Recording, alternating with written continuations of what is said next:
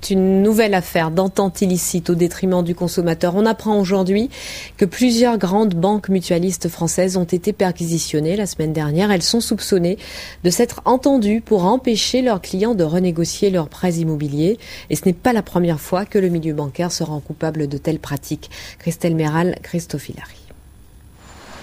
4 grandes banques sont dans le collimateur de la direction de la concurrence. Banque Populaire, Caisse d'épargne, Crédit Agricole et Crédit Mutuel. Ces banques sont soupçonnées d'entente illégale sur les renégociations de prêts immobiliers. Elles se seraient entendues pour maintenir des taux élevés. Exemple, le client d'une banque A veut renégocier son prêt pour bénéficier d'un taux plus avantageux.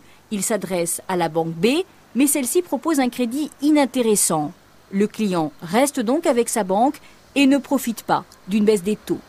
Ce qui est en cause ici, c'est que par de telles manœuvres, les banques maintiennent de manière artificielle très haut les taux d'intérêt. Et pourquoi ? C'est pour s'assurer des profits, et des profits notamment aujourd'hui qui leur sont très utiles à cause des pertes qu'elles ont enregistrées sur le marché des subprimes et qu'il convient de compenser.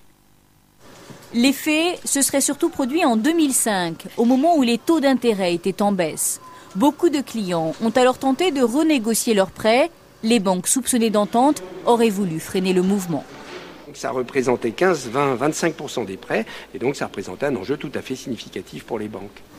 Selon le site Mediapart, les sièges de Banque Populaire, Crédit Agricole et Caisse d'épargne ont été perquisitionnés la semaine dernière. Le gouvernement veut que toute la lumière soit faite. À chaque fois qu'il y a des ententes entre industriels et ou entre industriels et distributeurs, c'est le consommateur qui paye la facture. C'est lui qui est la victime de ce type d'entente. Donc le gouvernement est évidemment extrêmement vigilant. Les caisses d'épargne demandent toute participation à cette entente, pas de commentaires pour les autres banques. En 2000 déjà, 9 établissements ont été condamnés pour ce type de pratique. L'amende avait été salée, 174 millions d'euros au total, dont 69, rien que pour le Crédit Agricole.